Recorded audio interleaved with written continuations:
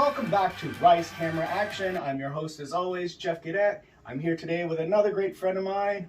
What's your name, bud? My name is Daniil. Daniil and I actually have worked together probably about 3 or 4 years, right? Yeah, quite a while. Yeah. I invited Daniil because I as you notice, my guests are getting more and more handsome.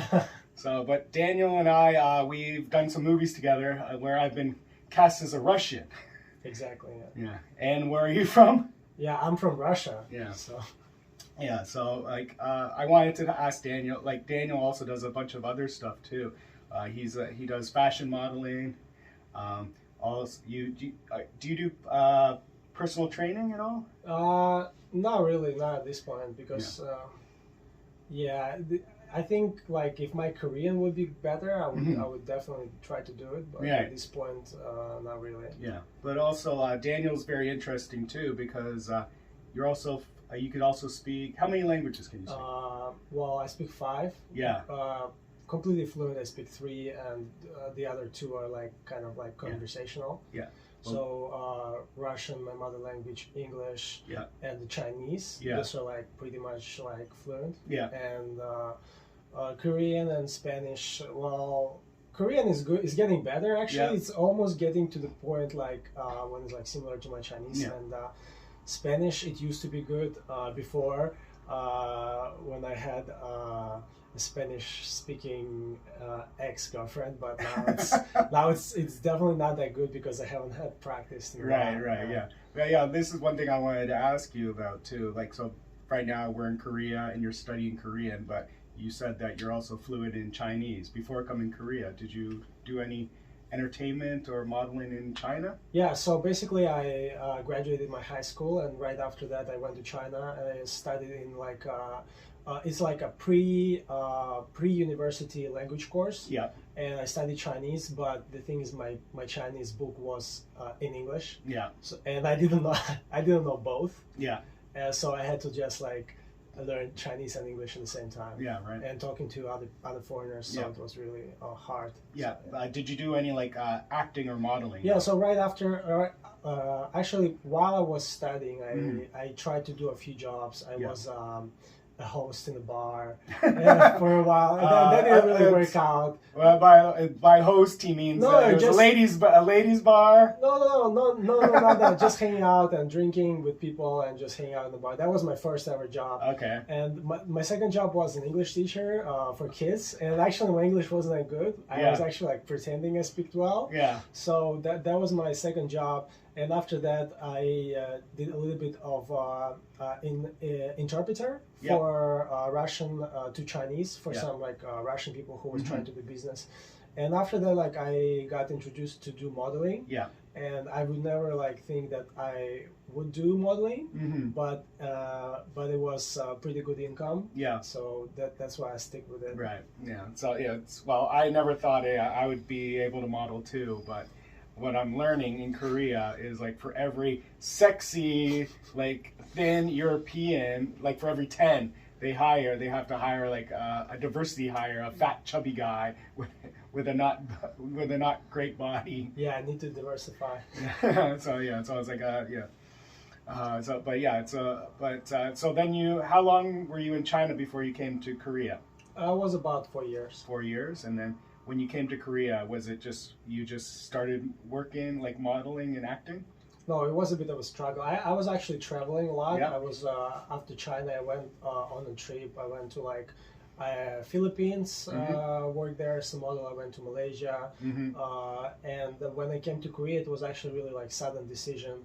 I came here as a just traveler. Yeah. And I just accidentally asked in a Facebook group if anybody knows about modeling agencies here. Yeah. And one Brazilian girl, she recommended me some agencies. Yeah. And I went there, and they started working with me. Yeah. And that's how I started. Yeah. I came here teaching the English, and then I slowly transferred into the acting over here. But it was what I experienced is very hard too, because it's not just 1 or 2 companies. You have to go. In my phone, I have probably about 200 contacts that just have agent, and I have to always update it, and because everyone has work. Yeah, I think it's overwhelming. I think the amount of agencies and the new agencies that open all the time. Yeah. And the industry is like really overwhelming, and there's more and more models every day. And at first it was hard for me because like nobody knew me, so I wasn't getting that many jobs. But I think that the longer you live here and the more people see you, they see you on TV, they see you like on some advertisements. Yeah. So the more they know you, the more you're gonna be okay. Yeah. When I just came to your house, we were talking a little bit. You said that I have a unique look that people might like. I don't look like the other people. But you yourself also have kind of a unique image, right?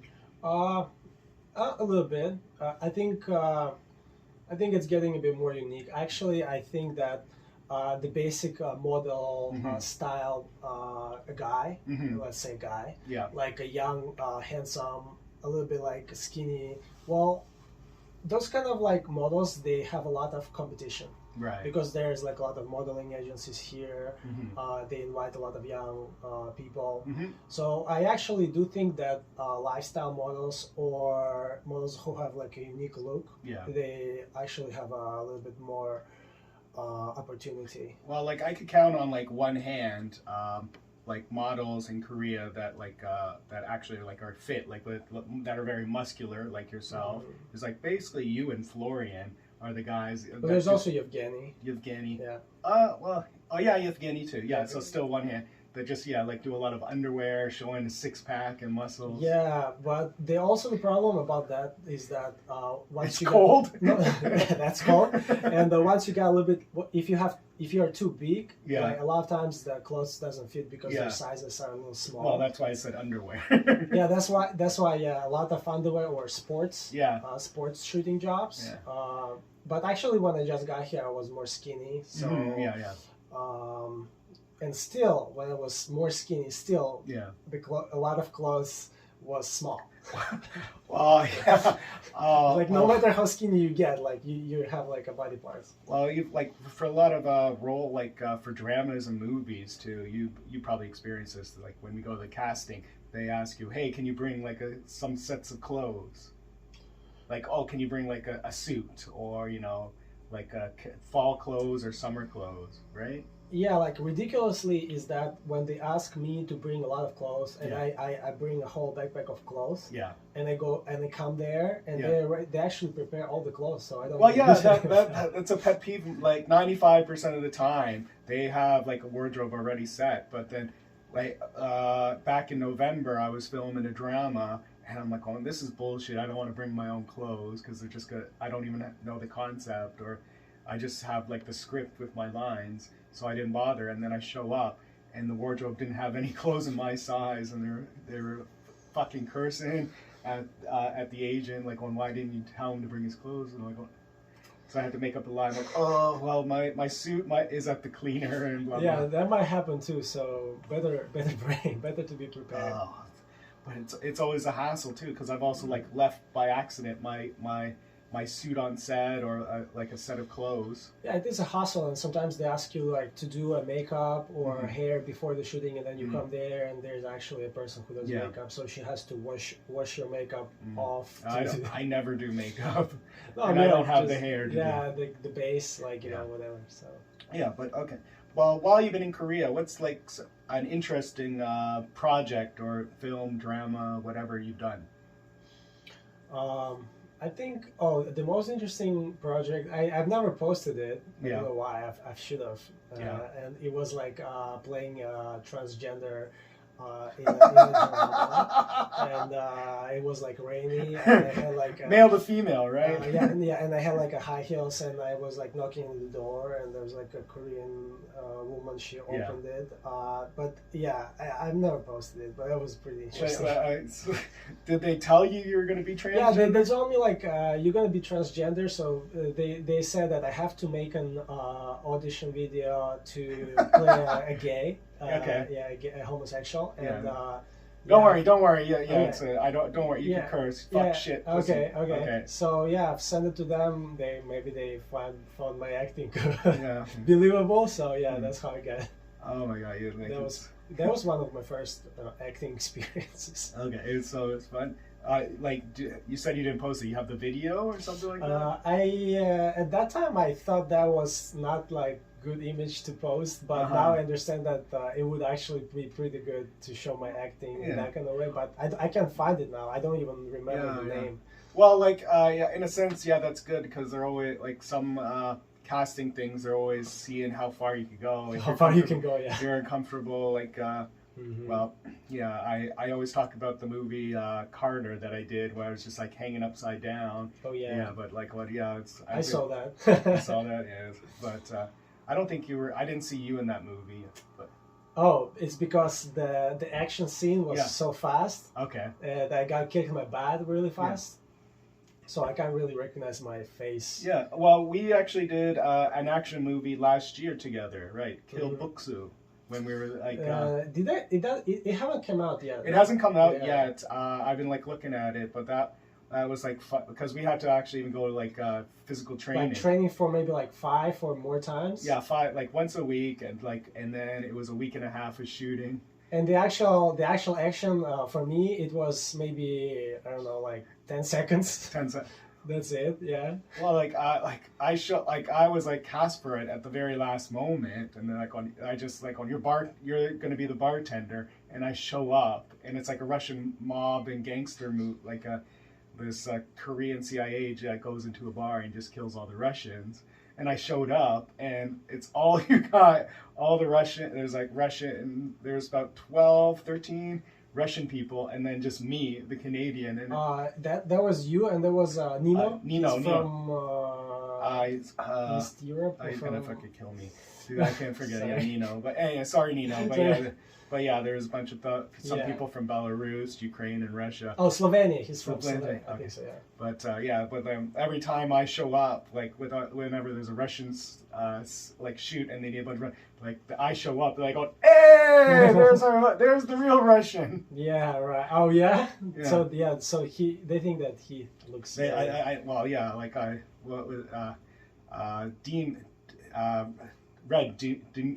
Dimitri. Yeah, he's like going, bro, you look like my fucking father's best friend. Seriously, can I take your picture? Like, seriously, I gotta show him.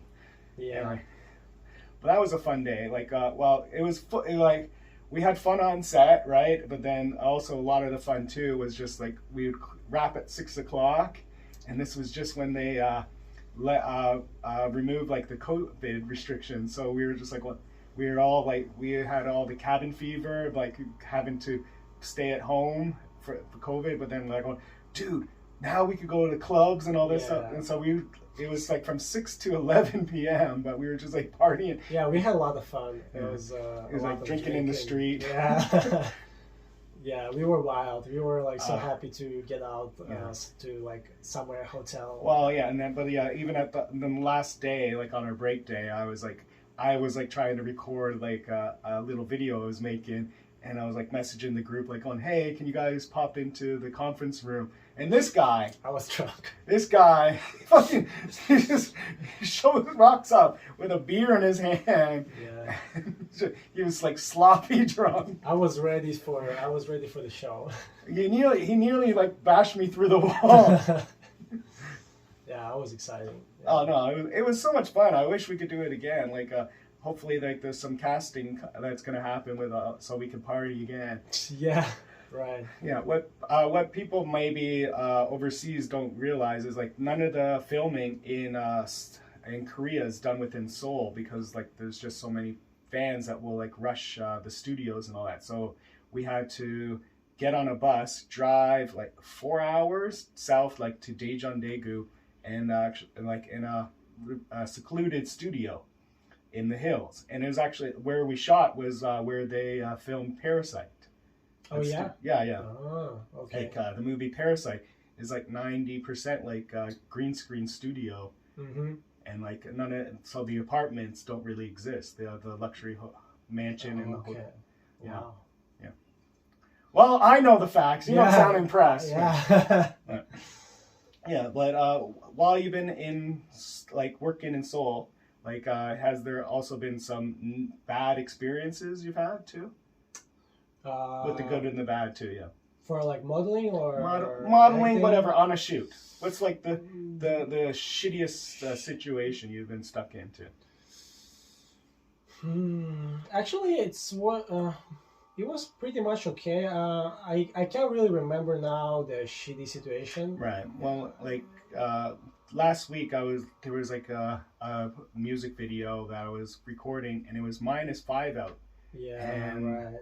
And not a lot of people wanted to go to it because the money was shit. Yeah. And then, but they said, please, like they cut the time down in half, and they said, well, you'll have plenty of time to warm up in the waiting room between shots.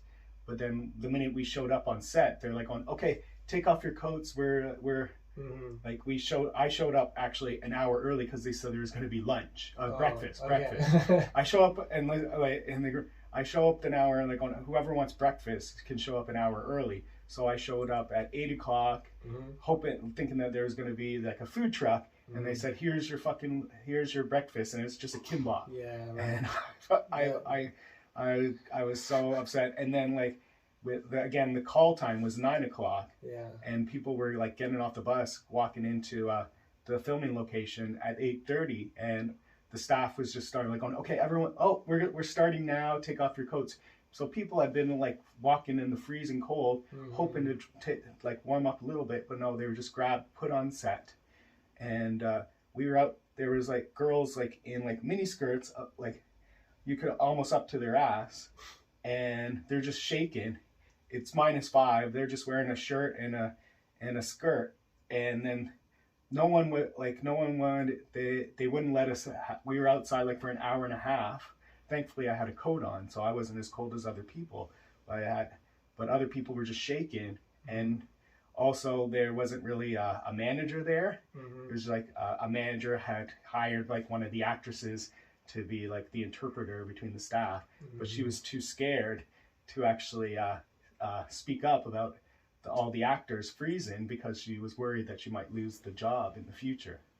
Yeah, actually, what you described is, it seems to me like a very common situation. Yeah. And it's a very little concern, usually, about for the comfort of the actors. Yeah.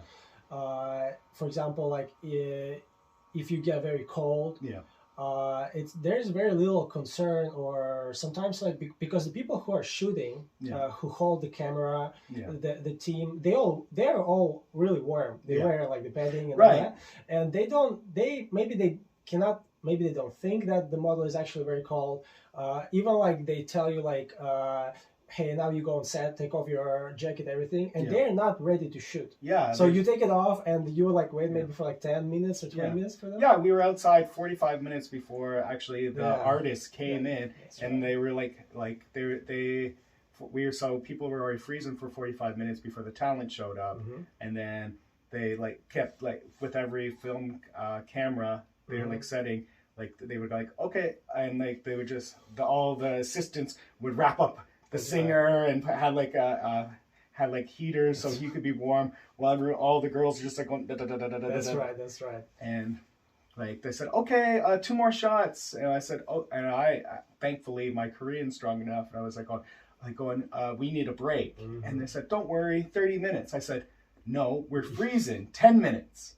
I had to go to the bathroom bad, but I was just using people freezing as an excuse so I could go to the bathroom, because I didn't want to say, hey, I got to take a big shit. But I'm they're going, 30 minutes. I'm going, 10 minutes. 30 minutes. I'm going, we need a break. We're freezing. Well, a lot of the times that when they say 30 minutes, it's going to be 2 hours. So the time is every time they say this is the last one, this is the last cut, this probably not. This probably going to be 10 more cuts. And every time, now, if I hear that we're going to shoot outside in the winter, I already know that I will be cold, I might get sick, I'm prepared. Every time I have it, I have stress. So I try not to even do that many shootings that are outside for too long, or acting, especially acting shoots at night outside. And they also as you said, that the manager was, the person who was hired to be a manager, she was afraid to speak out. And this happened really often, that the managers, they mostly just care about the comfort of their clients, Mm-hmm. they don't understand that they also Yeah. should represent Yeah. the actor or model, Yeah. and like represent their best interests Mhm. as well. Yeah. So this is very like one-sided. Right. Yeah. So like even with that, like you said that your Korean's getting much better. Do you have do you on set? Do you think there's still like a language barrier? No, there's no language barrier, and Yeah. it's getting way easier to work Mhm. and communicate, and I can work faster. Yeah. And they kind of respect me a little more Yeah. and treat me a little bit better. Yeah. Yeah. Yeah. Always like always when they come up, like going, 혹시, And because I can understand everything now, yeah, like, so they have to be 혹시 careful. 혹시 한국말 하세요? And then I go, 네네. Yeah, I go, oh, thank God. Yeah. Yeah. Right. Yeah, but yeah, it's always I think yeah, it's a good positive to be like have bilingual in your case, 5 languages is all as close to one more language you could be a polyglot, which Yeah. is 6 languages. But yeah, it's cool. Mm-hmm. But yeah, but you always hear story because it's a very on set if the actors don't speak Korean or the native tongue of the country where they're in. I guess in China too, yeah. Like did you experience? Actually, in China, every time I would go for the shooting, they prefer me not to speak Chinese, and they Mhm. always tell me, please don't speak Chinese. Pretend you cannot speak Chinese. Okay. Just play dumb. Okay. Because I don't know why, but because the manager, they want to play the role as the person in charge or the person who translates. Mhm. So the client, they cannot contact me. Well, or yeah, it's just anything. like because they get an extra paycheck for like going, oh well, yeah, like if you Yeah, play but- dumb, like going, I'm getting money from you, like I paid you as the actor, but then also I could pay myself as the interpreter, and if you show that you could speak Chinese, then that's one less paycheck they get. Probably yes, but still it feels really dumb sometimes because their English might not be that good, so they can't even explain things to me. Right. And I already understand what they said. So. Yeah, well, yeah. Again, like another bonus about having like speaking the native language too is that I don't need the interpreter. Yeah. Other huge. people might need it, but like when the director's given the instructions, they're talking right until they say action, but the interpreter is like one step behind. So they're trying to tell everyone, they're given the instructions in English or Russian, but then the director's still given directions and they're not listening. Yeah, exactly. And sometimes their interpretation is very, not very like in details. Yeah. And for me now, when I go for a shooting, and if there is a manager, an interpreter, and I just start speaking Korean, replying like having a conversation with like the team. I usually see on the face of the managers like, what am I doing here? Well, usually they just leave. Well, yeah, but sometimes, well, you like, but they're going, what? I'll be like, no, if they're the complex stuff, but like going. But like asking like for breaks and all that stuff. Yeah, like sometimes I just like even pretend like I don't understand, even if I do. So I just give them a little bit of a. Well, yeah, but understanding the director's instructions straight on, and then the interpreter like giving their opinion, their translation. What happens often when I'm on set, I'm listening just to the director, and the interpreter might fuck up like an interpretation, say the opposite, and then they go cut, and then the interpreter goes, "Hey Jeff, I told you not to like cry," and then the director's like, no, that was good. You needed to cry. Yeah, right. There's because the director did say cry, Yeah. try to cry, but the interpreter didn't hear that final instruction. Exactly. Like actually, I feel sometimes it's just way easier to work without the third party. Yeah. Well, it's always good to also have a friend on there too. Yeah, you don't want to be there alone. Someone to just talk with you. Or, Right, like some of these shoots can go like past like 9 hours. Yeah. So it's kind of if you're just like sitting lonely eating your dinner, that's kind of bad. Yeah, it's really sad. You want someone else to be there, like either another actor or model or either the interpreter, and the jobs just become like just have the company for you. Right. Well, yeah. So you always need company. So like, tell me about actually some of the roles that you've done. Like, well, you do modeling, right? So you do what do you do more, modeling or acting? Yeah, I do way more modeling. Yeah. Well, I've done like a few like how to say a few advertisements. So there was like I was a secret agent. I was a superhero. Okay. I was what else can I say? A muscle guy. Yeah. I was like a muscle guy, a nerd guy. Like a bodybuilder or like a kind of a muscle beach kind of guy. Okay. I was doing a Monster advertisement. It's an energy drink. Okay. So I was playing a nerd at first, and then I took off my shirt, started dancing, and there was like a lot of dancers and the palm trees and all that stuff. So kind of like a hip, cool doctor. Kind of like that, yeah. Hyde and Jekyll. Yeah, and yeah, I've done those. For the acting, I've done Russian Mafia. Yeah, I've done Russian Mafia. Yeah, right. A soldier. What else have I done?